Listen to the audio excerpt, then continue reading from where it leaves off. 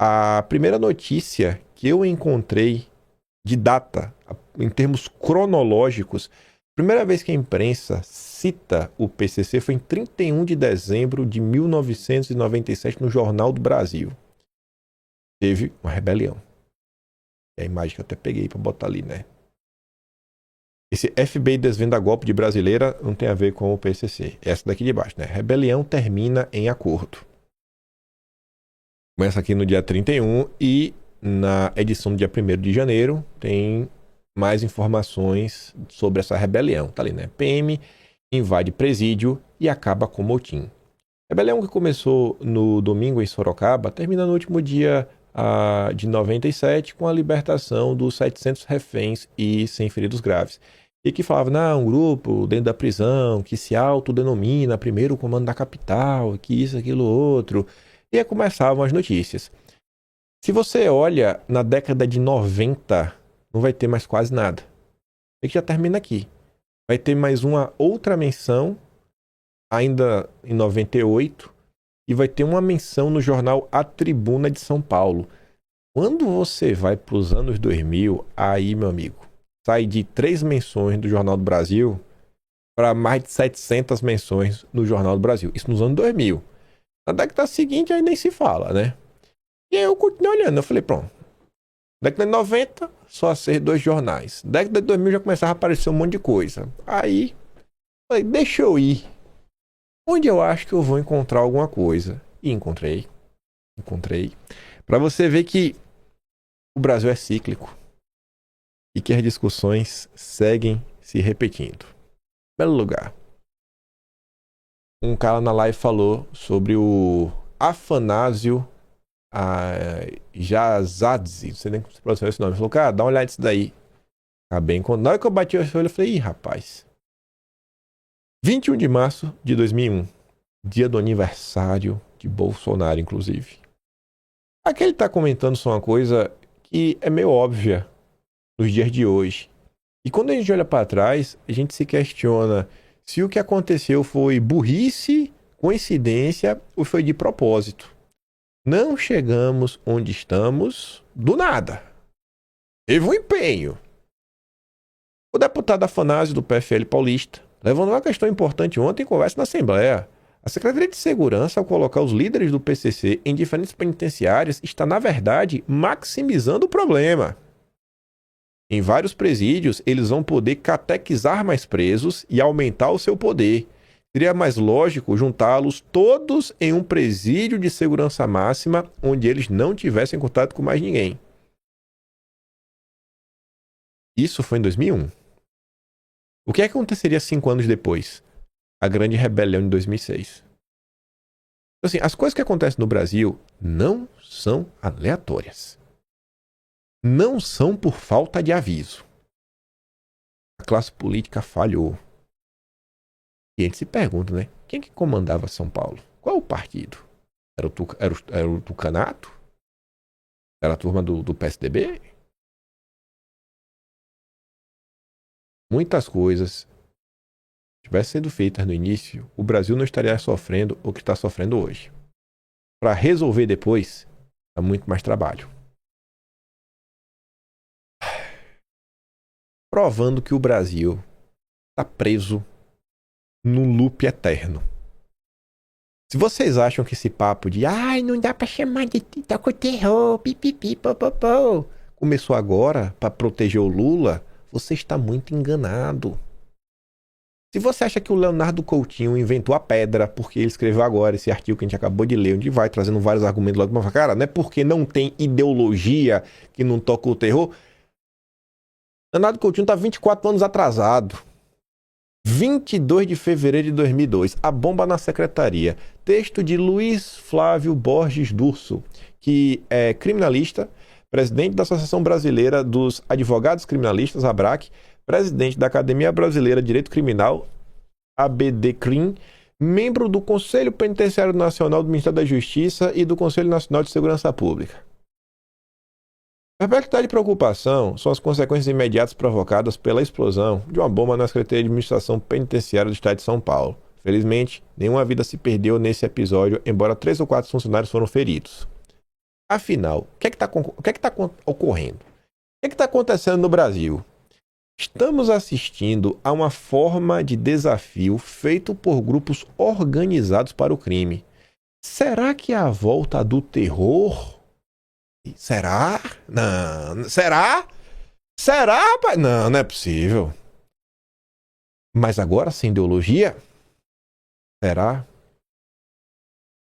Parece que sim. É realmente, né? Parece que sim. O primeiro comando da capital, o PCC, para não restar dúvida que ele está falando do PCC, assumiu a autoridade do atentado por meio de uma mensagem que ameaça, advertindo que se não pararem os maus tratos, os ataques irão continuar, salientando que tal providência fora tomada pelos oprimidos contra os opressores. O Brasil já assistiu num passado não muito distante o que é terrorismo agindo, porquanto não há limites para suas ações, as quais visam exclusivamente seus fins ideológicos sem poupar vidas. O mundo, em recentíssimo evento do terror, também assistiu o que todos teimaram em não acreditar, apesar das imagens mostrarem a exaustão, as torres gêmeas desabarem após 2 aviões com elas colidirem numa ousada ação de grupos que tocam terror. Mas o que tudo isso tem em comum com a bomba na secretaria? É que as ações são organizadas, audaciosas e com um propósito definido que é desestabilizar o Estado. Renato Coutinho, você está 24 anos atrasado. E é desestabilizar o Estado para que, aproveitando-se de suas vulnerabilidades, conseguir seus objetivos ou, pelo menos, desmoralizar as autoridades. Isso é uma batalha ingrata para o Estado, pois a ação é inesperada e poderosa, capaz de intimidar e lesionar os agentes estatais, que, na verdade, são invariavelmente inocentes cumprindo suas obrigações funcionais. O recado foi dado e precisa ser entendido. Não pode o Estado permitir que o crime organizado comece a deitar suas raízes e tentáculos, inaugurando uma nova etapa na frágil segurança pública nacional. 24 anos depois, olha o nível que as coisas chegaram. Assim, não é de hoje. Já tem gente falando que esse grupo é um grupo que toca o terror. 24 anos atrás. Mais uma vez, investigações e serviços de informação, vale dizer inteligência, são indispensáveis para que este episódio não seja um estímulo alternativo àqueles que reivindicam por meio de rebeliões, pois se estas não mais surtem efeito, o atentado poderá intimidar mais e obrigar ao atendimento de futuras exigências que hoje se mostram genéricas, acabar os maus tratos, mas que podem ser específicas, exigindo libertação deste ou daquele. Na verdade, o Estado está sendo colocado à prova mais uma vez, agora nesta batalha, que é mais uma travada nessa grande guerra contra o crime no Brasil. Essa é boa, viu? 2006. Ele até comentou mais ou menos sobre isso ontem, né? O Reinaldo Azevedo falando lá na Veja. Mas é uma imagem assim, preto e branco. Né? Preto e branco, assim, Biblioteca Nacional. Tem um sabor diferente, né? Voto de cabresto. O governo, malandramente, não quis politizar a crise de segurança em São Paulo. Aí tanta boa vontade de Lula com o governador Cláudio Lembro. Por trás disso, porém, uma recomendação do primeiro comando da capital, PCC, para o voto da bandidagem fora das cadeias, claro, no PT em outubro. Denúncia séria, viu? Que denúncia séria. O documento, aliás, já está de posse do Márcio Tomás Bastos e foi recolhido pela inteligência da PF. E aqui vem a pergunta: por que o PCC recomenda o voto no PT? Considera que o governo Lula fez mais pelos pobres do que o PSDB, que a facção criminosa repudia? Só que na eleição, para uma leitura de que os petistas são mais lenientes e os tucanos mais duros com a bandidagem. Lá atrás nos ia a palavra leniente à toa. Mas o bom mesmo de ver é o seguinte: o pessoal pega aí, porque, como disse o Edilson Silva ontem, né? A família Bolsonaro quer atrapalhar os investimentos no Brasil e pipipi, popopô. Cara, pô, quem acompanha Bolsonaro e seus filhos, acho que não surpreende com nada do que está acontecendo, né? Aí eu tinha que ir lá na Biblioteca Nacional e ver, será que tem alguma notícia aí do véi Jair? Essa notícia não falava especificamente da questão do primeiro comando da capital. Essa em específico. Nessa página até tinha uma coisa depois sobre isso. Mas estava ali, né? Discurso agora unificado. Era a imprensa dando destaque para Bolsonaro, né? Para mim deveria haver pena de morte. Direitos humanos são só para seres humanos. E falar que é para bandido não dá certo. Não dá certo você ser leniente com bandido, que você não vai para lugar nenhum. Adversários na campanha do referendo de venda de armas, frentes parlamentares estão juntas em defesa de penas mais severas para atentados contra a vida. Linha dura, Bolsonaro comemora a virada. Pois é. Mas a coisa vai passando, né? Aí no mesmo Correio Brasiliense, 19 de setembro de 2006, aqui já falando do PCC, os sucessivos ataques do PCC em São Paulo reacenderam os debates sobre propostas polêmicas na área de segurança pública, como a pena de morte e a redução da maioridade penal. Na Câmara, um deputado federal, conhecido como Jair Bolsonaro, também pretende insistir na redução da maioridade penal. Parlamentares são favoráveis, diz. Já em relação às questões envolvendo garantir direitos reivindicados pelos movimentos sociais como discriminação do aborto e combate à homofobia, Bolsonaro diz não passarem de propostas demagógicas. 2006. Onde é que tu estava em 2006, hein? Onde é que tu estava em 2006? O mito estava ali, lutando pela vida. Aí lá pra frente dizia, né? Fraga, é contra a pena de morte, no Brasil só morreria pobre, né? Já Bolsonaro discorda. Defensor da implantação da pena, o deputado carioca lamenta a ausência de debate sobre o tema na Câmara, mas sem citar nomes, disse saber de parlamentares favoráveis à questão. Não se discute, mas é aceita aqui. Dependendo da coisa, estava lá Bolsonaro. Aí eu continuei lendo, né? Aí eu fui olhar em outro jornal, aqui já tinha olhado no Correio Brasiliense. Essa daqui é uma pérola, viu? ONGs. Garantia de defesa dos marginais. Olha ali a foto do homem. Mudou alguma coisa? Mudou a linha? Quando foi que tu descobriu que existiam ONGs? Tu nem sabia o que era ONG. Quando foi que tu descobriu? Quando foi que tu descobriu que as ONGs só ligavam pro direito dos manos? Porque Bolsonaro estava denunciando isso já em 2006. O que é que o Jair falava? Será que o Jair mudou ou tá no mesmo lugar desde sempre? Os ataques de bandidos do PCC, né? A facção criminosa do primeiro comando da capital, iniciados na sexta em São Paulo, fez acender o alerta no Rio de Janeiro. Para os deputados estadual Sivuca do PTB e federal Jair Bolsonaro, a culpa deste estado de insegurança é das ONGs, que, segundo eles, somente existem para garantir os direitos humanos dos marginais. Sivuca também critica a Constituição de 88, que, segundo ele, foi feita para destinar deveres aos homens de bem e direitos aos bandidos. Já Bolsonaro, o que Bolsonaro falava? Ó, miserável. Bolsonaro salienta que o PT está sempre fazendo leis para favorecer a bandidagem. Não é possível. É mesmo, Bolsonaro.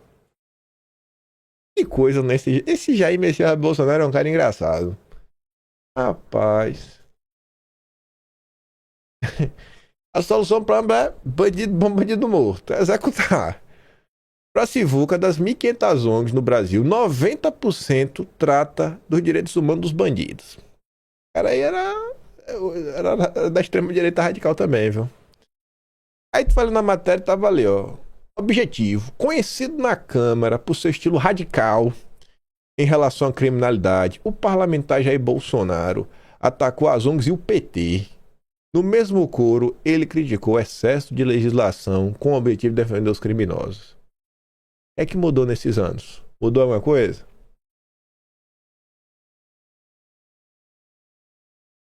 Dizem que filho de peixe, peixe é, né?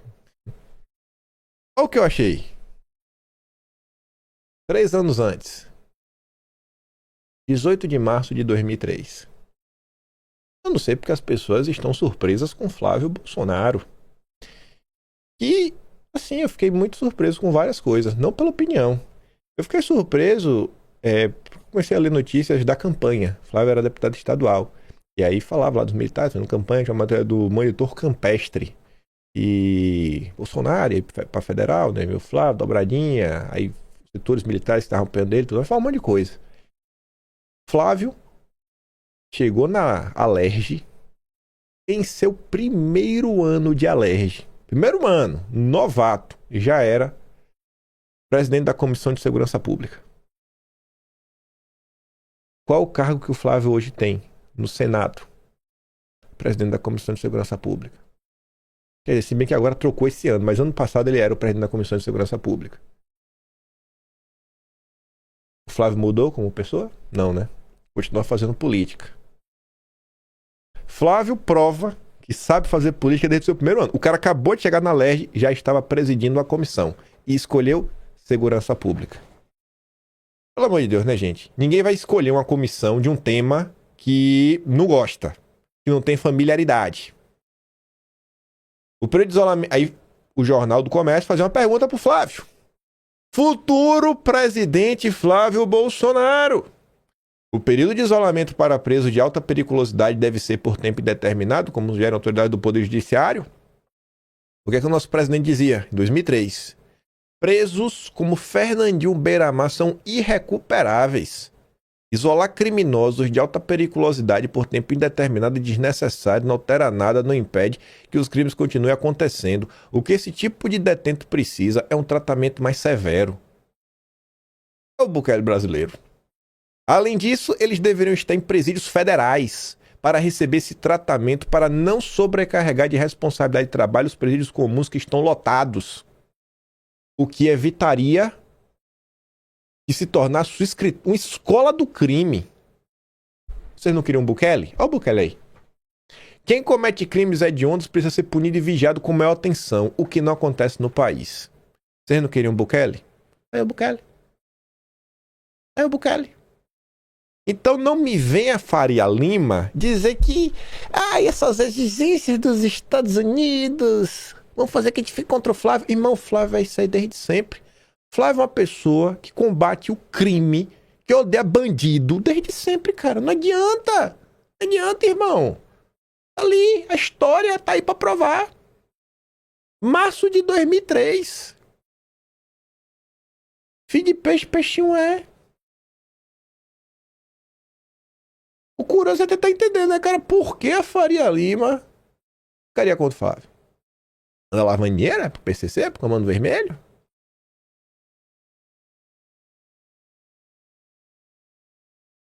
Tragar na cara aqui, ó. Quem é Flávio Bolsonaro? Mal chegou na política. Eu tava aprendendo na comissão. Vamos falar que é sorte? Foi sorte. Não, foi sorte, foi sorte. Mito Júnior tá lá, é sorte. Ai. Aí a turma do Quinto escreveu um texto ontem. O dia depois de amanhã, né? O dia seguinte e as desculpas de sempre. Depois, um tiratema do primeiro dia de gritaria depois da decisão do governo americano. No dia seguinte à decisão histórica dos Estados Unidos, o Brasil acordou diante de um espelho incômodo. Em vez de um debate sério sobre como enfrentar essa turminha que domina periferias, presídios, rotas internacionais de armas e drogas, o que se viu foi o habitual espetáculo nacional, o uso da soberania como escudo, o vitimismo como argumento e uma imprensa que caminha na ponta dos pés para não desgastar o governo. O PT e a esquerda sacaram imediatamente a Carta da Soberania Nacional. Visivelmente irritado, Lula declarou que não aceita o Brasil ser tratado como republiqueta, afirmando que PCC e Comando Vermelho tocam terror para as comunidades brasileiras, mas não os terroristas que Trump quer. Na prática, o discurso oficial assume que essas facções aterrorizam o povo pobre, matam, extorquem, controlam territórios inteiros, mas, para efeitos diplomáticos, devem ser tratados apenas como os nossos criminosos. E não, Ave Maria. A inversão de prioridades ficou ainda mais evidente na TV, quando uma desembargadora, lá na CNN, estava preocupada que o preço da farinha subiu. Uma preocupação com o custo da mercadoria do crime que se sobrepõe ao sangue derramado diariamente nas comunidades. Esse cenário expõe o elefante na sala que a esquerda finge não ver. O PT governou o país por 18 dos últimos 23 anos, teve tempo, recursos e maioria parlamentares para enfrentar o problema, mas permitiu que o Estado fosse capturado por facções dentro dos presídios e assistiu à expansão territorial do tráfico internacional. Quando a crise se agravou, a opção foi pelo negacionismo ou pela maquiagem estatística. O padrão de hesitação e desconforto com o confronto é antigo. Na Operação Contenção, por exemplo, quando o Rio de Janeiro precisou agir com força contra o avanço do Comando Vermelho, o governo federal primeiro negou ajuda e, ao ser exposto, negou que o apoio tivesse sido solicitado. E aí no Rio de Janeiro a galera foi logo à loucura, né? Todo mundo quis apoiar. E aí porque é nas graças do povo. Ao classificar o PC Comando Vermelho como um grupo tal com terror, os Estados Unidos apenas nomearam o problema pelo que ele realmente é. Organizações que utilizam o terror para controlar territórios, financiam-se com o tráfico global, corrompem instituições e desafiam o monopólio da violência do Estado não são meras organizações criminosas. Chamá-las do que elas são é uma precisão conceitual. A grande imprensa, como sempre, patina. Embora conheça o tamanho do monstro por meio de relatórios de inteligência, dados de violência e execuções de autoridades, prefere apontar cuidados cirúrgicos, focando em riscos de intervenção ou efeitos colaterais na economia.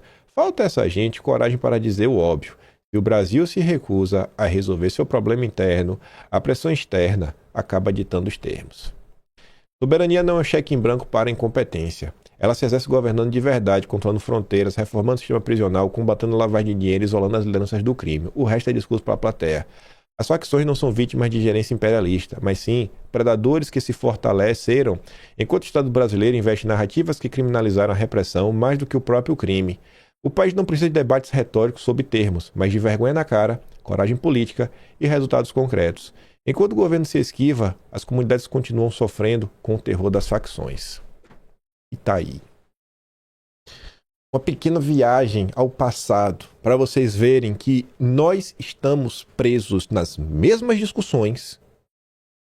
As soluções que estavam na mesa lá atrás estão na mesa agora de novo em 2026. É 22 e confirma. Votar no 13, anular o voto. Não precisa nem explicar, né? Eu vou ficar por aqui. Eu guardo meu trabalhinho, que vocês não um pouco mais. Mas são membro do canal. Tem um Tony Valeu. Tem um Patreon na descrição. E tem um Atlas brasileiro. Onde estamos registrando tudo isso. Que dessa vez a história do Brasil também não vai ser perdida, né? Dessa vez, mas não. Qualquer momento da história do Brasil pode ser perdida. De 2023 para cá, graças a Deus, está muito bem documentado. Vejo vocês amanhã e fiquem com aquele grande beijo, abraço, tamo juntos. Valeu, meus amigos. Fui!